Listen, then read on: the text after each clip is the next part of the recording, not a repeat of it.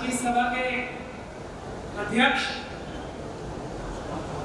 बहुजन समाज, बहुजन स्वाभिमान संघ, समता सैनिक, बुद्धिस्ट सोसाइटी ऑफ इंडिया और यहाँ आए हुए तमाम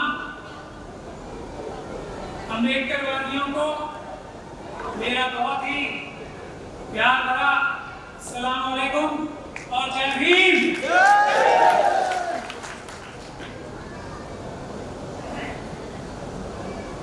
उससे पहले मैं ये बात जानता हूं कि बहुत ही ओजस्वी वक्ताओं ने भाषण दिया है।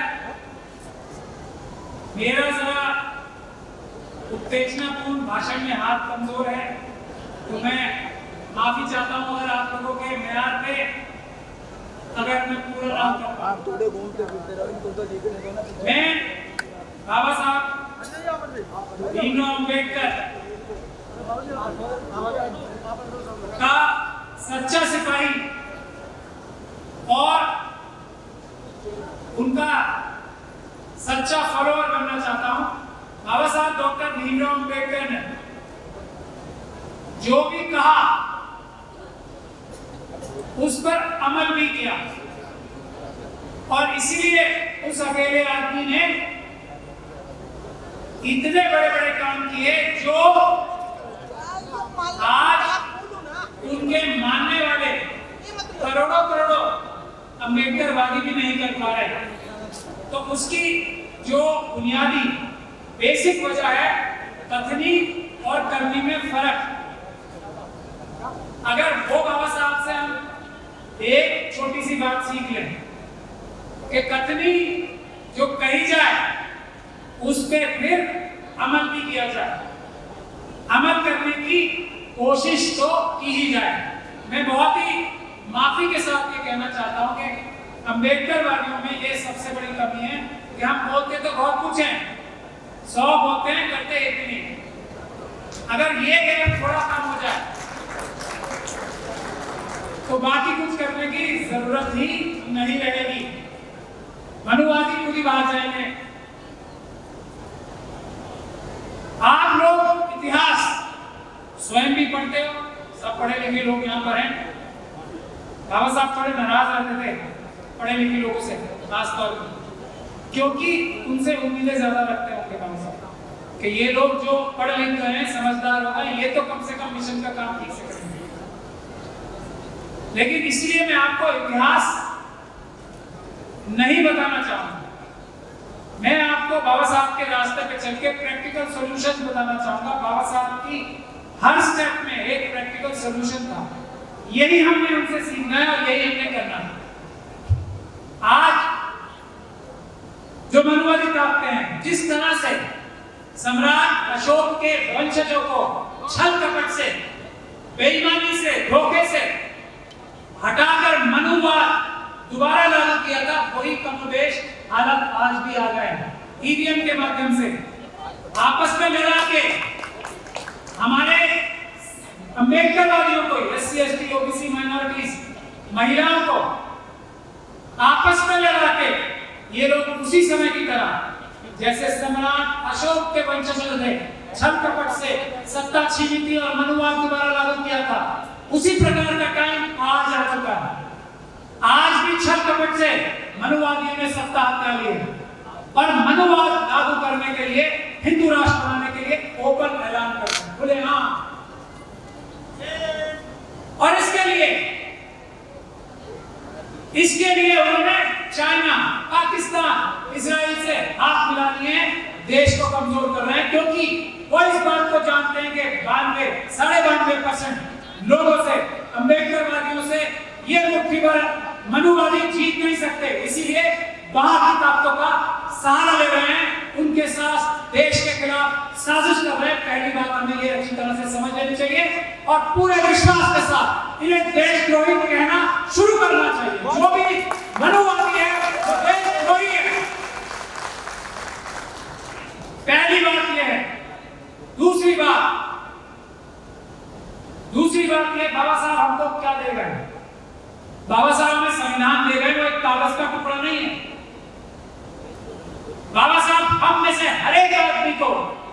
कोर्ट का अधिकार देकर इस देश का बराबर का मालिक बना के गए।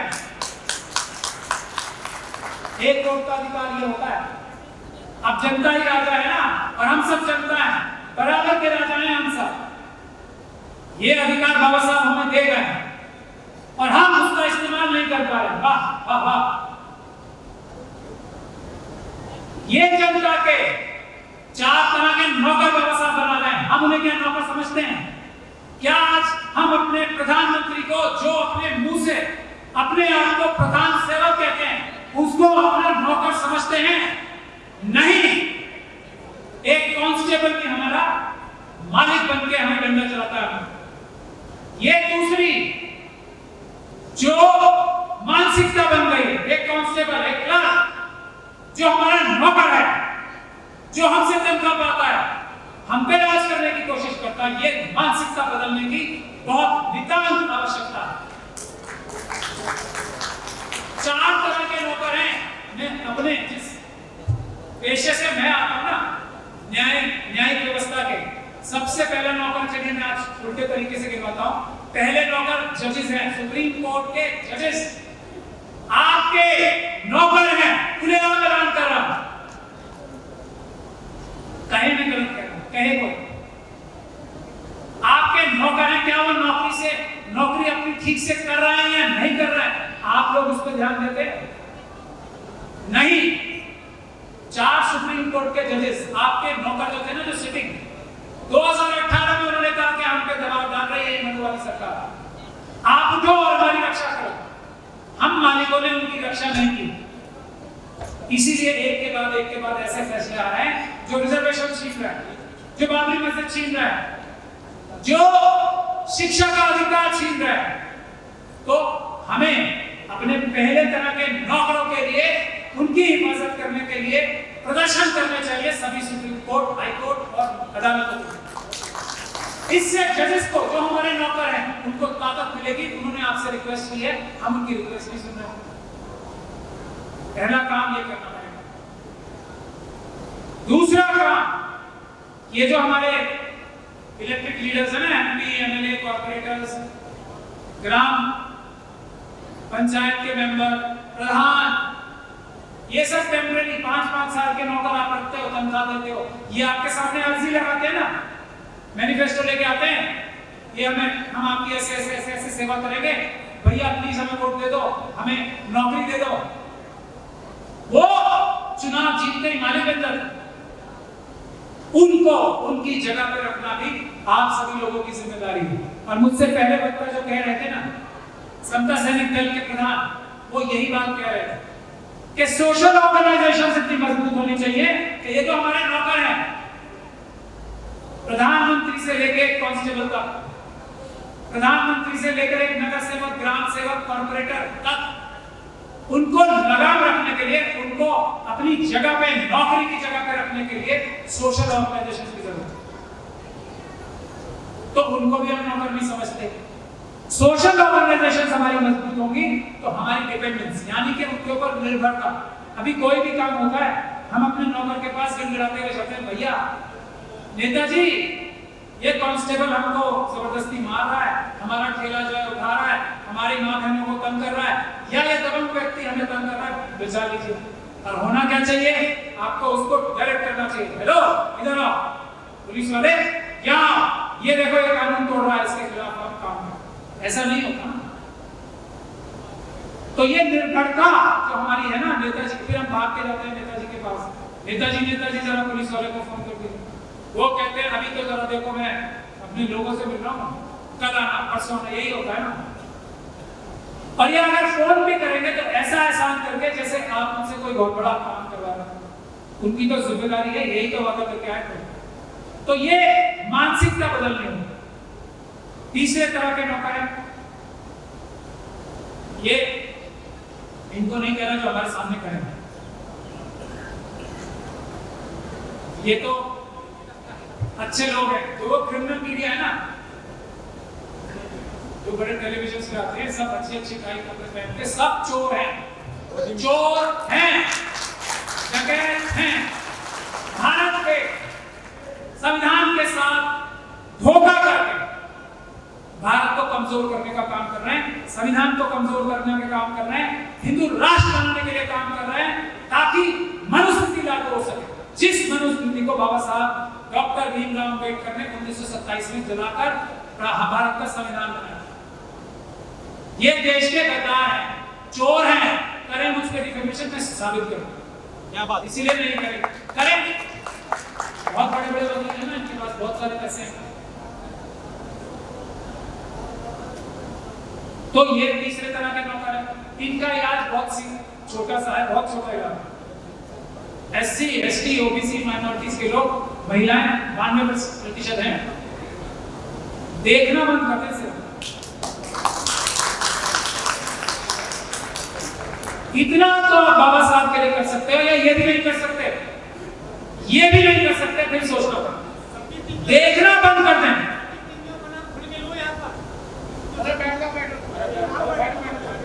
बहुत समय लग जाएगा, मैं नाम लेने में आगे रहता हूं, लेकिन समय बहुत लग जाएगा।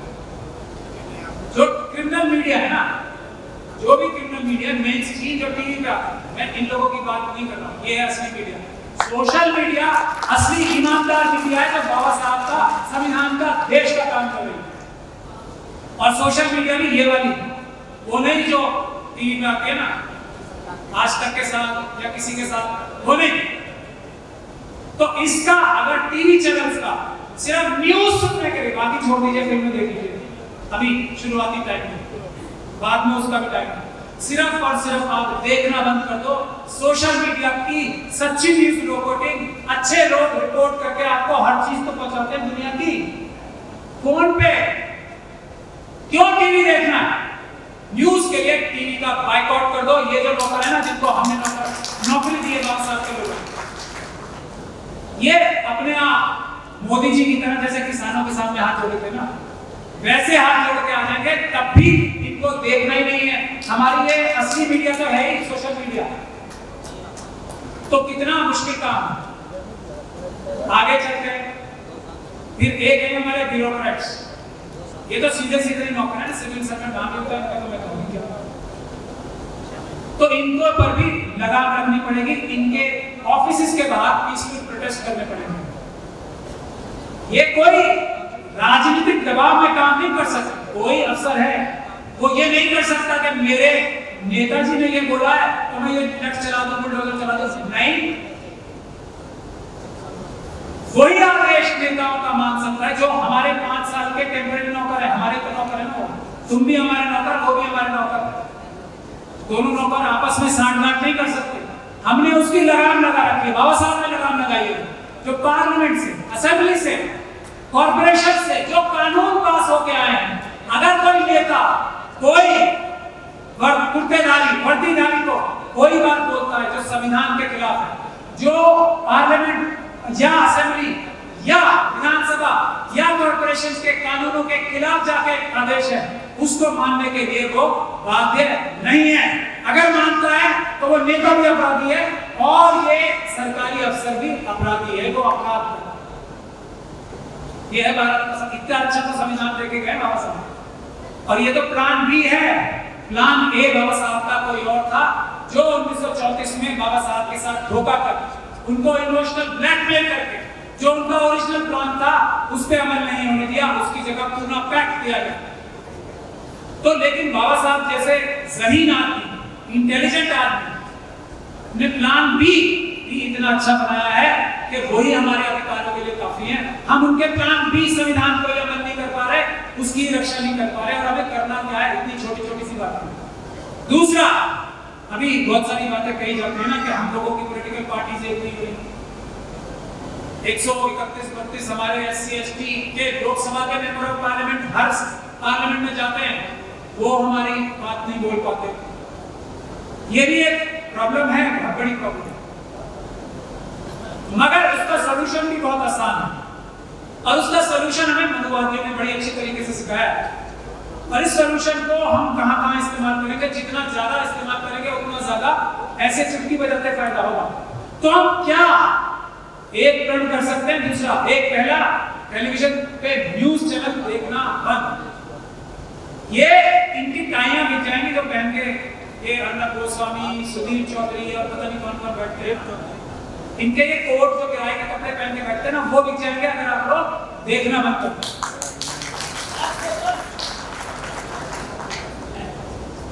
ये लोग अपनी अपनी असली शक्ल जो ये निकटधारी है ना, उसी में आ जाएंगे, सिर्फ आप देखना मत करो। दूसरा, किसी भी शुरुआत करने के लिए अब वोट से जो सारी ताकतें आ रही हैं, हमारी पॉलिटिकल पार्टियां आपस में इकट्ठा हो नहीं पा रही। इकट्ठा हो जाए तो कल ही बाबा साहब का राज हो जाएगा। नहीं हो पाए तो एक काम तो कर सकते हैं, जो हमें मनुवादियों ने सिखाया है, बाइकॉट, मुसलमानों का बाइकॉट करो। कहा है ना, हम SC, ST, OBC, माइनॉरिटीज, महिलाएं, ब्राह्मणों का वोट देने के लिए बहिष्कार करते हैं। किसी भी पॉलिटिकल पार्टी का अगर कैंडिडेट ब्राह्मण होगा तो हम उसे वोट नहीं देंगे, ये देश बन जाएगा। इतना ही कर लेंगे, बाकी भी बहुत जगह अप्लाई हो सकता है, वो आप अपने दिमाग से करें। जिस जिस जगह आपको सुधार चाहिए, वहां ब्राह्मण समुदाय से जो भी व्यक्ति आता, जो उनमें से ईमानदार होंगे ना, वो आपके सेवक बन के, आपके भाई बन के, आपके रक्षक बन के काम करेंगे। नेता नहीं बनना, सिर्फ वोट देना। ब्राह्मण समाज के लोगों को 5 साल के लिए बंद करके देख लो, आप सब समस्याओं का समाधान ना हो जाए तो मैं सरेआम सबके सामने खड़े होके रामलीला मैदान में या पार्लियामेंट के बाहर हाथ जोड़ के माफी मांगूंगा। वोट का बहिष्कार किसी भी पद पे, वोट ही नहीं देंगे, ये तो कर सकते हैं, कोई मुश्किल काम नहीं है ना, कोई मुश्किल काम नहीं है ना ये तो मैं प्रैक्टिकल जो समाधान बता के जा रहा हूं आज आप लोगों को, 2 मुख्य, तीसरा एक थोड़ा मुश्किल काम है, बस वो बता के, हालांकि मुश्किल नहीं होना चाहिए, मैं अपनी वाणी को विराम दूंगा। तीसरा समाधान, जो हमारे नेता हैं, नेता बनना चाहते हैं, नेता प्रोजेक्ट करना चाहते हैं, या अपने आप को नेता समझते हैं, मैं तो सिर्फ SC, ST, OBC, माइनॉरिटीज और महिलाओं की नेतृत्व की बात कर रहा हूं। उनका सबसे बड़ा दोष है कि उनके दिल में बुज़दिली आ गई है पुलिस से, जेल जाने से, लाठी खाने से, गोली खाने से।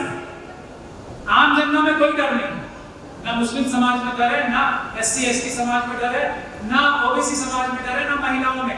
आम जनता में कोई डर नहीं है, वो मुकाबला करने के लिए मनुवाद से तैयार है। नेताओं में डर आ गया, तो नेता हमारा वही है जो जेल जाने के लिए तैयार हो, पहली बार लाठी खाने के लिए तैयार हो, पीसफुल प्रदर्शन करने पड़ेंगे हमें और ज्यादा, वो दूसरी शर्त। तीसरी शर्त, पुलिस गोली नहीं चलाएगी, तो नेता सबसे आगे रहेगा, क्योंकि और कोई रास्ता नहीं है मनुवादियों के पास। वो बेचारे लड़ाई हार चुके हैं, वो जमीन में लड़ाई लड़ नहीं सकते। कुर्बानी देना उसके लिए जरूरी है, जो अपने आप को नेता कहना चाहता है। तो बहादुर नेता चुनने का दूसरा काम है, तो ऐसे लोगों की एक लिस्ट बनाइए जो नेता है, बनना चाहते हैं या समझते हैं अपने आप को, जो पहला पीसफुल प्रदर्शन करने को तैयार है, 1, 2 पुलिस की लाठी खाने को तैयार है पीसफुल प्रदर्शन की जगह, टाइम जेल और गोली खाने के लिए तैयार है, और चौथा जेल जाने को तैयार है। ऐसे लोगों की एक लिस्ट बनाइए, सिर्फ लिस्ट बनाकर। मैं गुजारिश करता हूं बहुजन स्वाभिमान संघ से, समता सैनिक दल से, बुद्धिस्ट सोसाइटी ऑफ इंडिया से, हमारा भी एक संगठन है मिशन से कॉन्स्टिट्यूशन, हम ज्वाइंट एक वेबसाइट बनाएं, उस पर इन्विटेशन दें कौन कौन नेता बनना चाहता है। ये 4 पहली शर्तें हैं, पीसफुल प्रदर्शन करना, लाठी और गोली खाना पुलिस की, जेल जाने के लिए तैयार रहना, 3 ही काम है।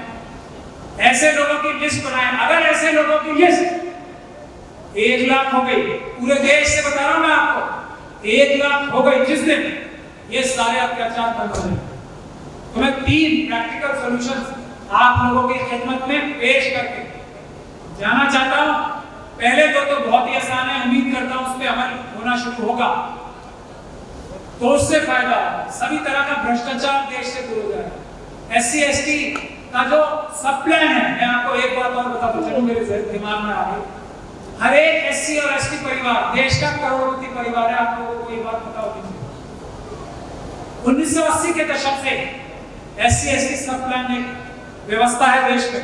किसी भी देश का बजट बनेगा तो उसमें रिजर्वेशन होगी शेड्यूल कास्ट शेड्यूल ट्राइब समाज के लोगों के लिए पैसे की, उनकी पॉपुलेशन, उनकी जनसंख्या की प्रोपोर्शन, यानी कि 17% पूरे देश में शेड्यूल कास्ट कम्युनिटी है तो 17% रिजर्व है देश के बजट का सारा पैसा।